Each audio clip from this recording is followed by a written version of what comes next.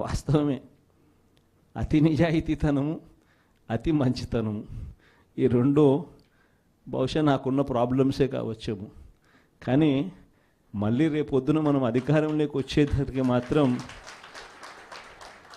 మళ్ళీ అవే కారణాల వల్లే మళ్ళీ మనం రేపొద్దున అధికారంలోకి వస్తామన్న మాట కూడా అంతే వాస్తవం.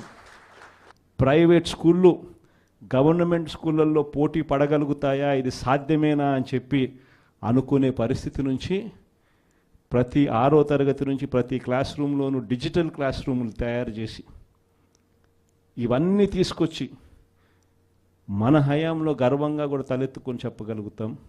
ప్రైవేట్ స్కూళ్ళు గవర్నమెంట్ స్కూళ్ళతో పోటీ పడే పరిస్థితి వచ్చింది అని అంటే అది ఒక్క వైఎస్ఆర్సీపీ హయాంలో మాత్రమే. వసతి దీవెన గాలికి ఎగిరిపోయింది. పిల్లలను ఈరోజు చదువుకునే దానికోసం ఇంజనీరింగ్ కాలేజీలో యాజమాన్యాలు మీరు ఫీజులు కట్టకపోతే మీరు చదువుకునేదానికి మేము ఒప్పుకోము, ఫీజులు తీసుకొని రండి అని చెప్పి పిల్లల్ని ఇంటికి పంపిస్తూ ఉన్న పరిస్థితులు ఈరోజు కనిపిస్తూ ఉన్నాయి. వైద్య రంగం పరిస్థితి కూడా అంతే దయనీయంగా ఉంది. ఆరోగ్యశ్రీ సేవలు మార్చి నుంచి ఇంతవరకు బిల్స్ లేవు. వ్యవసాయం పరిస్థితి అంతే. ఆర్బీకేలు స్థాపించి ఈ క్రాప్ పెట్టి ట్రాన్స్పరెంట్గా పారదర్శకంగా ఉచిత పంటల బీమా అమలు చేసి దళారీ వ్యవస్థ అనేది లేకోకుండా ఆర్బీకేల ద్వారానే పంటలు కొనుగోలు చేసి ప్రతి రైతుకు తోడుగా అండగా నిలబడే కార్యక్రమం మనం చేస్తే ఈరోజు ఏ రైతు ధాన్యం కొనుగోలులో ఏ రైతుకు కూడా కనీస మద్దతు ధర రాని పరిస్థితిలో ఈరోజు వ్యవసాయం చేస్తూ ఉన్న పరిస్థితులు ఈరోజు కనిపిస్తూ ఉన్నాయి. మళ్ళీ పథకాలు ఎలా ఉన్నాయో అని హలో అని ఫోన్ చేసి అడుగుతారంట.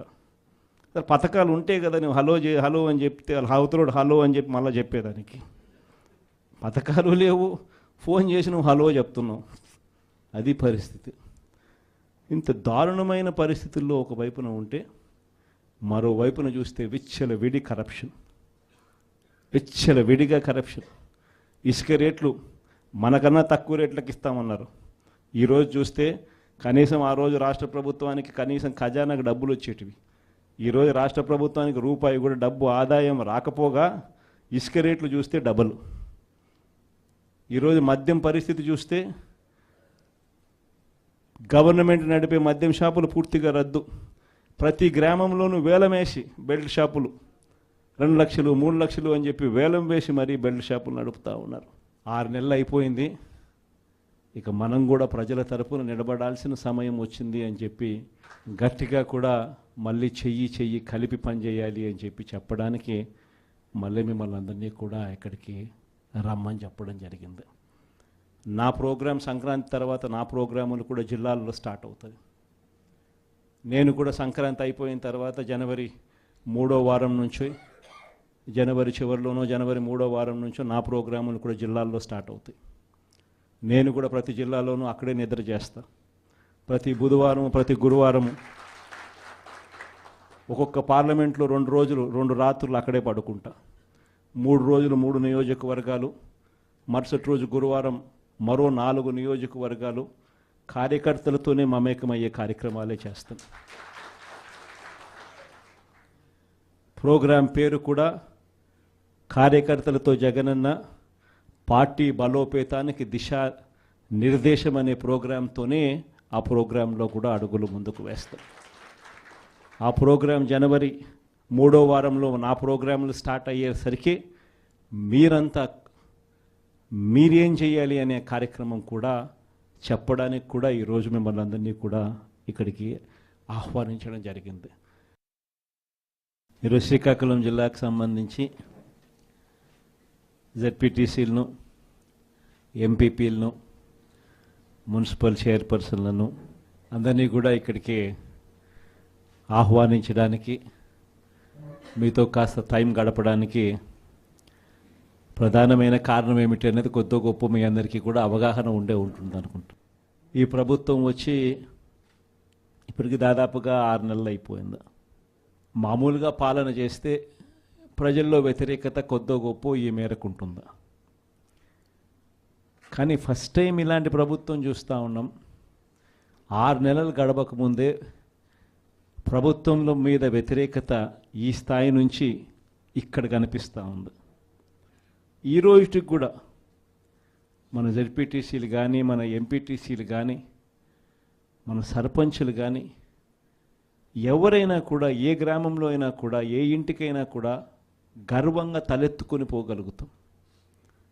కారణం ఏమిటి అనంటే, ఎన్నికలప్పుడు మా పార్టీ ఇవన్నీ చెప్పింది, తూచా తప్పకుండా ప్రతి ఇది కూడా చేసి చూపించిన ప్రభుత్వం మాది అని చెప్పి సగర్వంగా తలెత్తుకొని చెప్పుకునే పరిస్థితి ఏ ప్రభుత్వానికైనా ఉంది అని అంటే అది ఒక వైఎస్ఆర్సీపీ ప్రభుత్వమే అని చెప్పి కూడా గర్వంగా చెప్పగలుగుతాం.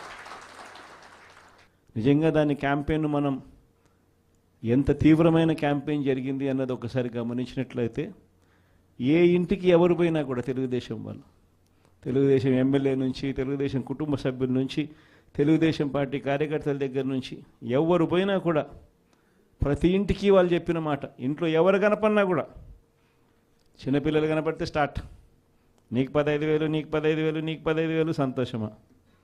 అంతకన్నా కొద్దాం, అంతకన్నా కొంచెం పెద్దోళ్ళు, తల్లులు కనిపిస్తే చాలు, అమ్మలు కనిపిస్తే చాలు, నీకు 18,000, నీకు 18,000, నీకు 18,000, సంతోషమా? అంతకన్నా ఇంకా కాస్త పెద్దోళ్ళు, ఆ అమ్మలకు సంబంధించిన పెద్దమ్మలు, వాళ్ళ అత్తగారు కనిపిస్తే చాలు, నీకు 48,000, నీకు 48,000, నీకు 48,000, సంతోషమా? 20 ఏళ్ళ పిల్లోడు ఇంట్లో నుంచి బయటకు వస్తే చాలు, నీకు 36,000, నీకు 36,000, నీకు 36,000, సంతోషమా? ఇంట్లో నుంచి రైతు కండువా వేసుకొని బయటకు వస్తే చాలు, నీకు 20,000, నీకు 20,000, నీకు 20,000, సంతోషమా అనే మాటలు ఈ రోజుకి కూడా నా దగ్గరికి మన ఎమ్మెల్యేలు కూడా నా దగ్గరికి వచ్చి చెప్పారు, చాలామంది కూడా చెప్పినారు, అన్న ఈ రకంగా చెప్తా ఉన్నారన్న, మనమేమో కుటుంబం మొత్తానికి సహాయం మనం చేస్తూ ఉంటే వీళ్ళు ఇంట్లో ఉన్న ప్రతి ఒక్కరికి కూడా మేము చేస్తాము అని చెప్పి చెప్పడం మొదలు పెడతా ఉన్నారు. ఈ అబద్ధాలకు మనం తట్టుకోలేమున్నా, మనం కూడా ఏదో ఒకటి చేయకపోతే, ఏదో ఒకటి చెప్పకపోతే ఇబ్బంది పడతామన్నా అని చెప్పి కూడా చాలామంది ఎమ్మెల్యేలు నా దగ్గర కూడా వచ్చి చెప్పారు. కానీ చెప్పినప్పటికి కూడా నేను చేయలేకపోయా. ఎందుకు చేయలేకపోయినాను అని అంటే, ఈ రోజుకి కూడా అంటారు చాలామంది ఎమ్మెల్యేలు నా దగ్గరికి వచ్చినప్పుడు కూడా, అన్న నీతో ఒక సమస్య ఉందన్న అంటారు. ఏం నా సమస్య అని చెప్పి నేను అడిగితే, అన్న నీతో ప్రాబ్లం, నీలో అతి మంచితనము, అతి నిజాయితీతనం, ఈ రెండు నీతో ఉన్న సమస్యలు అన్నా అని చెప్పి కూడా అంటారు. వాస్తవమే, అతి నిజాయితీతనము, అతి మంచితనము, ఈ రెండు బహుశా నాకున్న ప్రాబ్లమ్సే కావచ్చేమో. కానీ మళ్ళీ రేపొద్దున మనం అధికారంలోకి వచ్చేసరికి మాత్రం మళ్ళీ అవే కారణాల వల్లే మళ్ళీ మనం రేపొద్దున అధికారంలోకి వస్తామన్న మాట కూడా అంతే వాస్తవం. ప్రైవేట్ స్కూళ్ళు గవర్నమెంట్ స్కూళ్ళల్లో పోటీ పడగలుగుతాయా, ఇది సాధ్యమేనా అని చెప్పి అనుకునే పరిస్థితి నుంచి ప్రతి 6వ తరగతి నుంచి ప్రతి క్లాస్ రూమ్లోనూ డిజిటల్ క్లాస్ రూములు తయారు చేసి ఇవన్నీ తీసుకొచ్చి మన హయాంలో గర్వంగా కూడా తలెత్తుకొని చెప్పగలుగుతాం. ప్రైవేట్ స్కూళ్ళు గవర్నమెంట్ స్కూళ్ళతో పోటీ పడే పరిస్థితి వచ్చింది అని అంటే అది ఒక్క వైఎస్ఆర్సీపీ హయాంలో మాత్రమే. వసతి దీవెన గాలికి ఎగిరిపోయింది. పిల్లలను ఈరోజు చదువుకునే దానికోసం ఇంజనీరింగ్ కాలేజీలో యాజమాన్యాలు, మీరు ఫీజులు కట్టకపోతే మీరు చదువుకునేదానికి మేము ఒప్పుకోము, ఫీజులు తీసుకొని రండి అని చెప్పి పిల్లల్ని ఇంటికి పంపిస్తూ ఉన్న పరిస్థితులు ఈరోజు కనిపిస్తూ ఉన్నాయి. వైద్య రంగం పరిస్థితి కూడా అంతే దయనీయంగా ఉంది. ఆరోగ్యశ్రీ సేవలు మార్చి నుంచి ఇంతవరకు బిల్స్ లేవు. వ్యవసాయం పరిస్థితి